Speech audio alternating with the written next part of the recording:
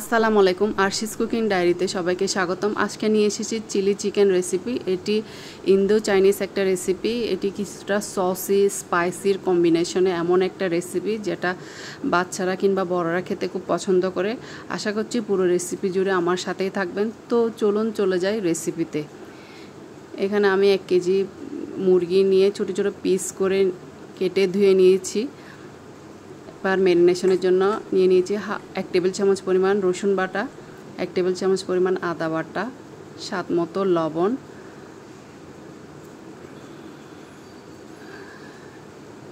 Half table চামচ পরিমাণ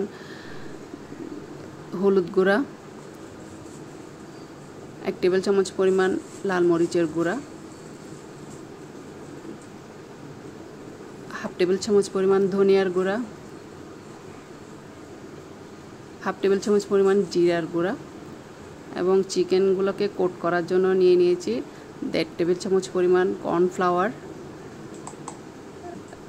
এবং 1.5 টেবিল চামচ পরিমাণ ময়দা। যেহেতু চিকেনগুলোকে কোট করব, ভাজবো তেলে, সেজন্য কর্নফ্লাওয়ার আর ময়দাটা নিয়ে নিয়েছি এখানে।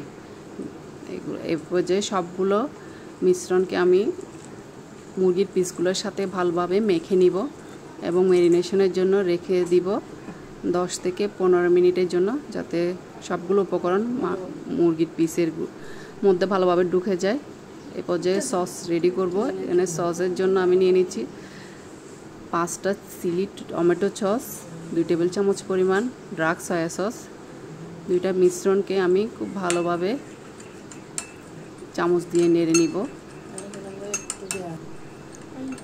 এ পর্যায়ে আমি একটা রান্নার প্যানে পর্যাপ্ত তেল নিয়ে সবগুলো মুরগির পিসকে একটা একটা করে ভেজে নিব।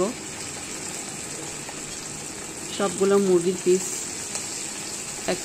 একসাথে না দিয়ে আমি 2 বারে করে ভেজে নিব।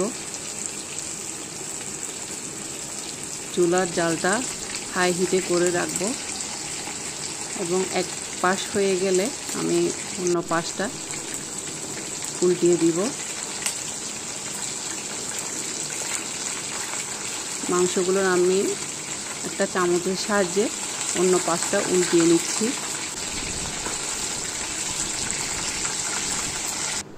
এভাবে আমি সবগুলো মাংসকে ভেজে নিয়েছি। চুলা যেটাতে যে প্যানে আমি তেল দিয়ে মাংস ভেজে নিয়েছি, ওখান থেকে কিছুটা তেল উঠিয়ে নিয়ে এরপর দিয়ে দিচ্ছি কিউব করে রাখা পেঁয়াজ, ক্যাপসিকাম, আগে থেকে কেটে রাখা ক্যাপসিকাম। 30 সেকেন্ডের জন্য পেঁয়াজ আর ক্যাপসিকামগুলোকে আমি হাই হিটে নেড়ে নিচ্ছি।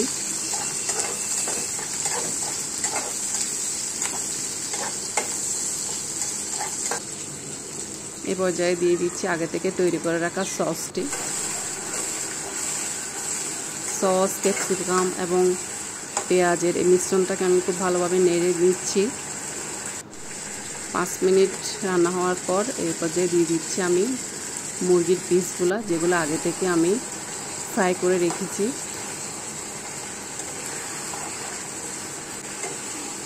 এবং মুরগির পিসগুলোকে আমি মিশ্রণের সাথে খুব ভালোভাবে নেড়ে নিচ্ছি। এ পর্যায়ে দিয়ে দিচ্ছি আগে থেকে কেটে রাখা কাঁচামরিচ। যারা ঝাল খেতে পছন্দ করেন তারা দিতে পারেন, চাইলে স্কিপও করতে পারেন। আবারও আমি মুরগির মাংসগুলোকে খুব ভালোভাবে সবগুলো উপকরণকে একসাথে ভালোভাবে নেড়ে নিচ্ছি, যাতে সসগুলা মুরগির মাংসের ভিতরে ঢুকে যায়। এই পর্যায়ে দিয়ে দিচ্ছি আমি একটু পানিতে গুলে রাখা কর্নফ্লাওয়ার। ঝোলটা যারা একটু ঘন পছন্দ করেন তারা এটা করতে পারেন, চাইলে অ্যাভয়েডও করতে পারেন।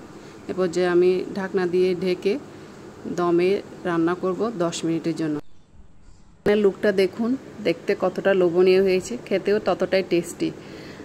ভিডিওটি ভালো লাগলে লাইক, কমেন্ট এবং আমার চ্যানেলটা সাবস্ক্রাইব করবেন। দেখা হবে অন্য আরেকদিন অন্য কোনো রেসিপিতে। ততক্ষণ পর্যন্ত আল্লাহ হাফেজ।